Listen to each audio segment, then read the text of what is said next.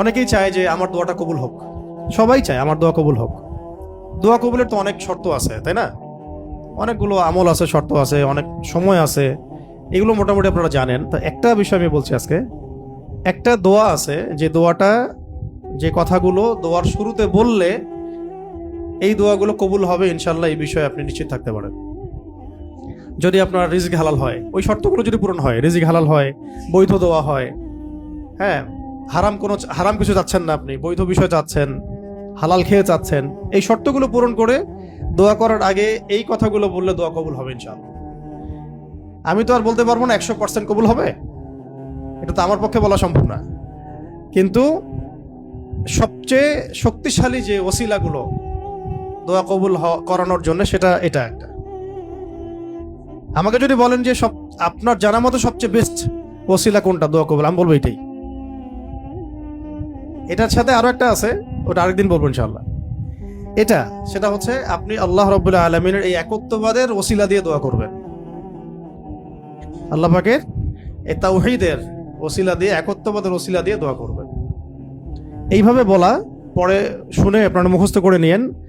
দোয়া করার আগে আল্লাহ পাকের প্রশংসা করা, আলহামদুলিল্লাহটাও আল্লাহ পাকের প্রশংসা, এবং রাসূল সাল্লাল্লাহু আলাইহি ওয়াসাল্লামের প্রতি দরুদ শরীফ পড়া একবার, অন্তত একবার, চাইলে আপনি অনেক পড়তে পারেন। এরপরে যে বিষয়টা আপনি চাচ্ছেন তার আগে বলা যে আল্লাহুম্মা ইন্নী আসআলুকা, আল্লাহুম্মা ইন্নী আসআলুকা বিআন্নী, আগে বলে নেই, আল্লাহুম্মা ইন্নী আসআলুকা বিআন্নী আশহাদু আন্নাকা আনতাল্লাহ লা ইলাহা ইল্লা আনত আল আহাদ আস-সামাদ আল্লাযী লাম ইয়ালিদ ওয়া লাম ইউলাদ ওয়া লাম ইয়াকুল লাহু কুফুয়ান আহাদ। সূরা ইখলাস যে জানে সে এটা সহজেই বলতে পারবে।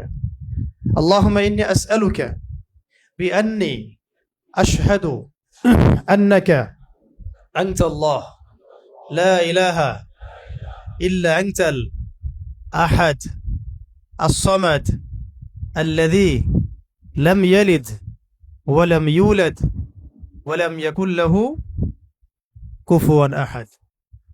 এরপরে আপনি দরুদ শরীফ পড়ে দোয়া করা শুরু করবেন, ইনশাআল্লাহ দোয়া কবুল হয়ে যাবে।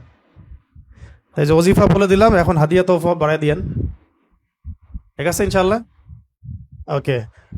আচ্ছা, এটা পরীক্ষিত আমল, ইনশাআল্লাহ দোয়া কবুল হবে ইনশাআল্লাহ।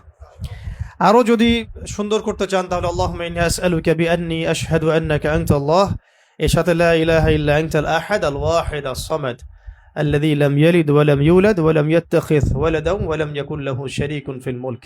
আরো বলা যায় ওয়া লাম ইয়াকুল লাহু কুফুয়ান আহাদ।